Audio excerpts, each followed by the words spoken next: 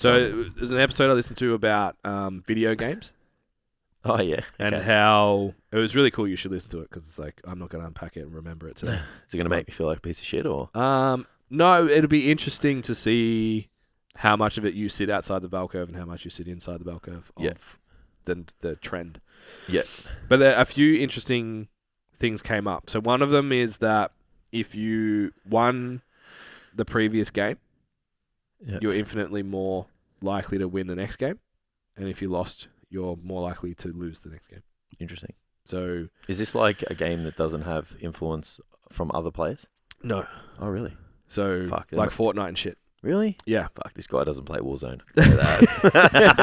So yeah, if you win, you're more likely to win again. Yeah, if you lose, you're more likely to lose again. Interesting. And the preface around this previously has been like, if you lose an exchange, something happens, and then you're obviously less likely to win the next one. Yeah. If it's a physical exchange, then it's like, well, you have to go lick your wounds. You've been shoveled down the hierarchy, so by the time you come back, like the only parallels I can relate to this right now is golf. If I hit a bad shot, bruh, it's over. Yeah, and I think that's a great parallel. And what I was thinking about was like the phone call or the consult. Yeah, of course. If you miss a consult, you're way more likely to miss the next one. If you close it, you're way more likely to miss it. We have discussions sometimes. Yeah. It's like we're okay, but we don't think we are. Yeah. Because it's a confidence thing. 100. Yeah, that's interesting. That's good. I like it. So then I was kind of thinking like, what are the best strategies to get out of that? Yeah. And it's like knowing it and just fronting up. Yeah. Like just doing it until you win. And we've been talking about like this stacking proof thing. Yeah. It's like, well, what can you win at? So the whole idea around this like video game thing, they did this fucking wild test, right? So they put men in a room, and they did a live conversation with a woman. Yeah. But they were told that it was for the winner. So to be like, me and you are both going to have a conversation with the woman, and then whoever she likes more, she's going to book a coffee date with. Yeah. And then they studied the reactions. So the losers of that exchange, at the end of the study, they were like, oh, before you go, we've got these video games here and we've got to test them out. We've got another study coming up next month. Which one would you play? Which one do you think we should do? Yeah. They had 3 violent video games and they had 3 normal video games. Yeah. The losers, not all, but heavily favored violent video games. Yeah. And the winners all heavily favored non-violent video games. So I'm a loser. Maybe. So that was really interesting because it's like it's a chance for you to redeem yourself. I wonder as an avid video game player, I wonder how difficult those games were though.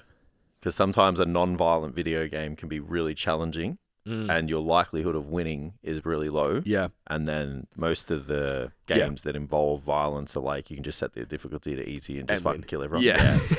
Yeah, but and that even leans into the theory though, right? It's like I can do that and I can win. That's where I was going from a difficulty perspective, not the fact that like they just like violence. Yeah, it's not a violence thing. It's just that I can assert myself on this. Yeah, I can subscribe to that. Yeah, and so they're also kind of investigating this idea that it actually gives you a false sense of social worth, like your perceived. Yeah, because you're fucking winning all the time. Your perceived status is actually increased, and you like. The video game thing's interesting because when you think of a video game player, it's like some guy in his mum's basement eating Cheetos. Like that's like the video gamer, right? No, I've had a lot of people troll me and they're like, "Oh, you're probably some fat virgin." I'm like, "Yeah, bro." But they're suggesting that people who play violent video games are more status driven, which would make sense for you in your $90 shirt right now.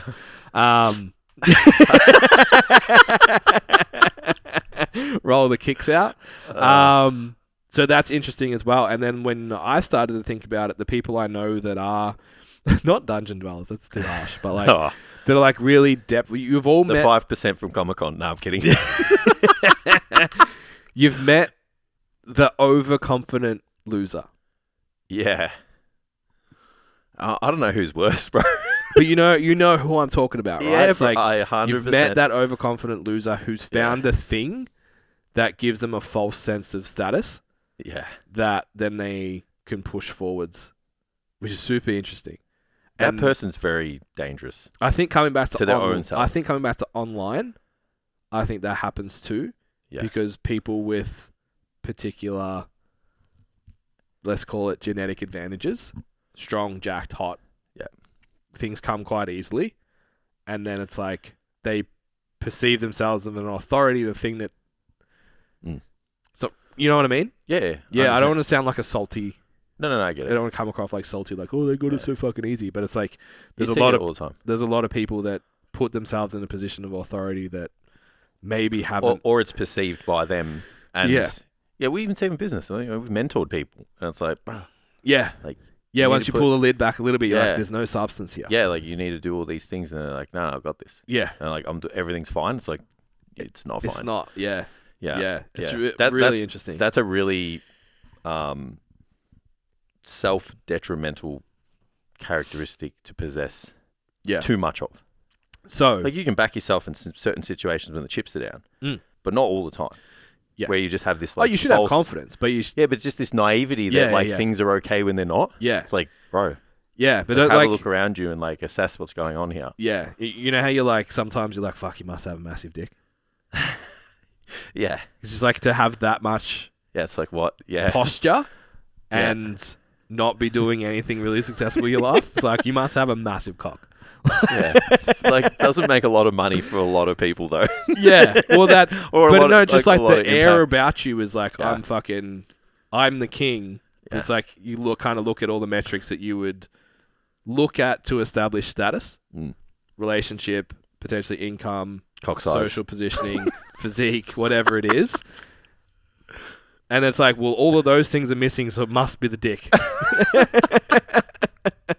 So I found that really interesting. And Yeah. then I worked out why I haven't been sucked into the video game rabbit hole. Okay. I figured it out. Why? Because if you consistently lose, because the same way in that winning a video game will Make you come back, perceptually yeah. make you have a false sense of status in real life, Yeah. losing can do that too. Yeah, that makes sense. So because I never played Mm. non-sport based video games, pretty much anything other than racing I didn't play. Yeah. So now, All you play is that. going into Fortnite, getting my ass whooped, Yeah. I'm not having it. Yeah. Not Well, interested. yeah. I'll play career mode Yeah. here and there, and I usually play it with Amy for fun. Yeah. But if I want to compete, Yeah. I play racing games Yeah. because I can win. Yeah, And that you makes I can perfect go sense. head to head with someone and be like, I'm Yeah. more talented than you and I can beat you.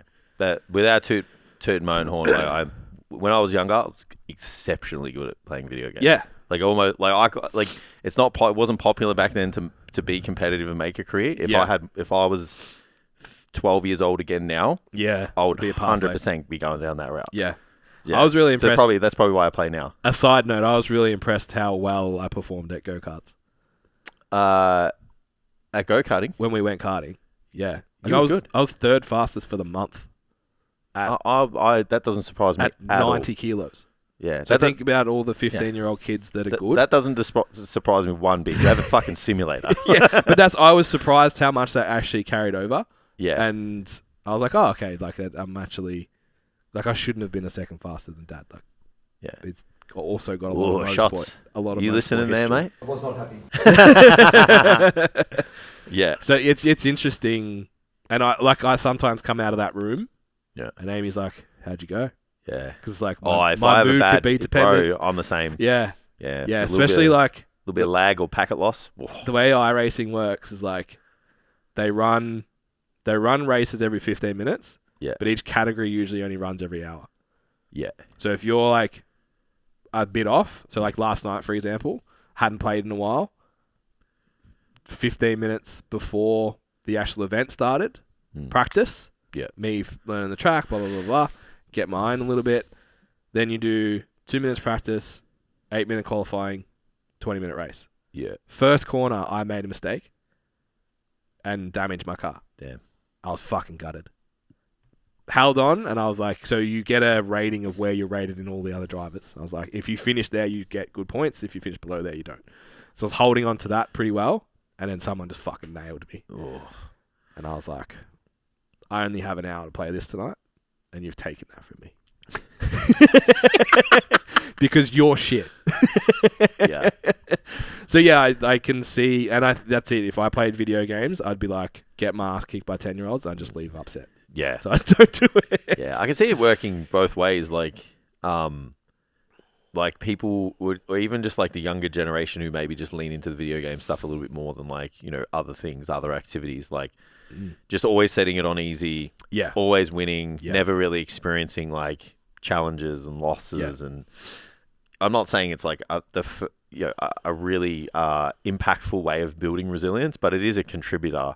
Yeah. And it's going to lean into like you becoming more fortified as a human, because life's not fucking peaches and cream, you know. Yeah. Like there's a lot of adversity that we experience, and I think that, you know, those challenges, even how big or small, they all equate to who we are and how we deal with those challenging times. Yeah. And then just setting everything on easy and just like experiencing, God mode you know, cheat. just no adversity. It's like, fuck, man, like I don't know if I want to set somebody up. Like if I ever did, you know, heaven, like God forbid, whatever, like have a family, because it's not in the plan for me at the moment, I would not be like, dude, easy street for everything. Like I'd want to see struggle, I'd want to see challenge, I'd want to see you win, and I'd definitely try and set you up to win sometimes. But I'm gonna be putting in that sim time so you don't beat me in the golf. Yeah, it's like, bro, if we play mini golf, I'm a fucking hammer you. Yeah. It's like I need to see that, you know, you need to experience struggle. Yeah, You I know? agree. And I like even now, like sometimes if I am, you know, venturing and playing a game or whatever, it's like I'm gonna set it on the hardest difficulty. Yeah. Like I'm gonna learn, and then I'm gonna go, Yeah. cool. I don't want to be just coasting through. Yeah. Like it's just like that's with everything. I'm like, it just can't be easy all the time. Yeah, I agree. You know, that's why I picked the most worst hobby for myself, which is bodybuilding, because it's hard and I'm not great at it. Yeah, yeah. and But golf. it's like, and golf, yeah. Which is also really hard and we're not good at it. Oh, try and do it whilst bodybuilding. Yeah. So I think tying back to career and being a personal trainer, like everything you just said applies to that as well. 100%. And it's like, is it chicken or the egg thing? Is it doing the 1,000 phone calls builds the resilience? Or is it you're able to do the 1,000 phone calls because you're naturally resilient? You play the video game again because you want to win. You know what I mean? Yeah. I think everything's changeable. Yeah. Like I come from that growth mindset thing that you can kind of change. You can learn any skill that you need to learn. Yeah. You just have to find the grade of exposure that works for you at the time. Yeah. So if that is, 1,000 phone calls to get whatever outcome, if it's 32 days of posting every day on Instagram, like whatever it is that friction is, to be able to just fucking, right, I know it's going to be uncomfortable, I know it's going to be hard, I know I'm going to be shit at it, but I'm going to continuously do it anyway. I see that parallel really, really strongly in being successful as a business owner. Yeah. Well, they both kind of, you know, lean into each other a bit. Like the more, like the worse you are at something, the more you practice, the better you're going to get. The better you're going to get, the more impact you're going to have, and the more addictive that's going to be. So the more you're going to do it. Yeah. You know, like that's kind of where you want to have, but you have to have the acknowledgement that there's going to be a time where it's going to be hard and it's going to be tough. All I can think about now, having discussed it, is going home and playing sim. Because it's like that motherfucker. I could have won that race and I didn't. Yeah. I had the second fastest lap of the whole race. Yeah, right. With a broken car. Yeah. And I'm like, You know, I reckon play video games more than I watch TV. It's because I have friends that I play with. Yeah, so the connection. Because like when they're like, oh, I can't play tonight, I don't play. It's interesting. Yeah, so I don't even like go and thrive for like to play it, to win and to do whatever. I'm like, this isn't fun anymore because I don't get to chat and chill out. Yeah, interesting. Yeah. Yeah, get iRacing. But that's just me. Yeah. Nah, I don't need another fucking rabbit hole. No, I'm thinking about making a golf sim. Yeah. Yeah, I've been looking up. My brother's got a projector he doesn't want, so I've been thinking about taking that, buying a TrackMan. Yeah. And I reckon once we move the stuff out of the garage to the gym, I'll be able to fit a sim and the car in. Yeah, sick. Yeah, so that's the plan. Cool, you see even more of me. It's fine. I said I need more human interaction, make more friends. Maybe I can make more friends just doing that. Rent it out. Hey, sim in my joint. Yeah. I'll just be the dude that has all the cool shit. Everyone just comes to use my stuff and pretend to be my friend. Yeah. It's all right to work for me. I don't care.